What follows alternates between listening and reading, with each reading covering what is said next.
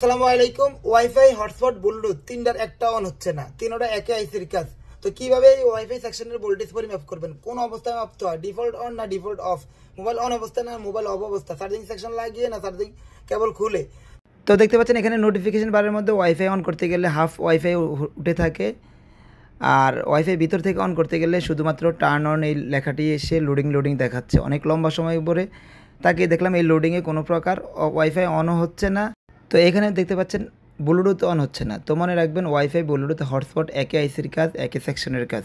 যেহেতু তিনটা ফাংশন একত্রে অফ, সেক্ষেত্রে 100% কনফার্ম এটা হার্ডওয়্যারের সমস্যা।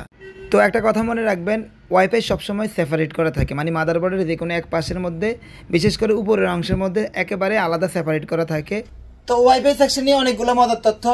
প্রথমে হচ্ছে ওয়াইফাই সেকশনে অনেকগুলো ভোল্টেজ থাকতে পারে, 3টা 4টা 5টা 6টাও থাকতে পারে ইনপুট ভোল্টেজ।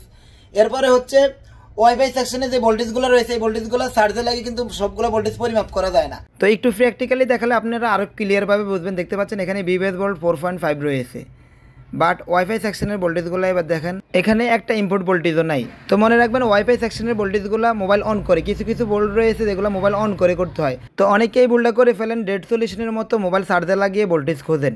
ওয়াইফাই সেকশনের ভোল্টেজ কোনোদিন আপনার মোবাইল অন ছাড়া আসবে না। মোবাইল ব্যাটারি লাগিয়ে মোবাইল অন করে নেবেন, প্রয়োজনে এলসিডি খুলে রাখতে পারেন। এইভাবে অন করে নেওয়ার পর এরপরে ভোল্টেজ খুলবেন। আরও একটা কথা মনে রাখবেন, শুধুমাত্র অন থাকলে হবে না, স্লিপ মোডে গেলেও এই ভোল্টেজ পাবেন না। তো এখানে দেখতে পাচ্ছেন সরাসরি 3টা ভোল্ট আইসিতে ইম্পোর্ট হয়েছে। একটা হচ্ছে বিডিডি বিটি 3.3 ভোল্ট, একটা হচ্ছে বিডিডি আইও 1.8 ভোল্ট, আর একটা হচ্ছে বিডিডি ডাব্লিউএল 1.3 ভোল্ট। তো এখানে আমি বিটি 3.3 ভোল্টের জায়গায় দেখতে পাচ্ছেন এখানে 1.23 এরকম ভোল্ট পাচ্ছি, তাও ফ্লাকচুয়েশন হচ্ছে, মানে ভোল্টেজ ওঠানামা করছে। তো 3.3 ভোল্ট, বিডিডি আইও 1.8 ভোল্ট, এই দুইটা ভোল্টেজ হচ্ছে মেইন ইনপুট ভোল্ট।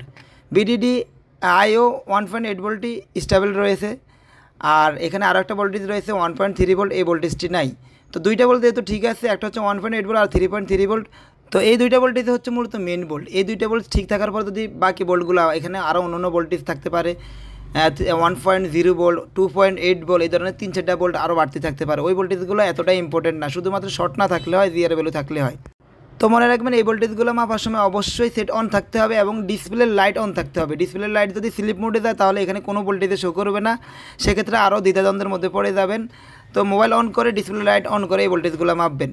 তো ওয়াইফাই সেকশনে যদি আপনার 1.8 ভোল্ট, 3.3 ভোল্ট যদি ইনপুট ঠিক থাকে, যদি ফ্লাকচুয়েশন হয় তাতেও সমস্যা নাই।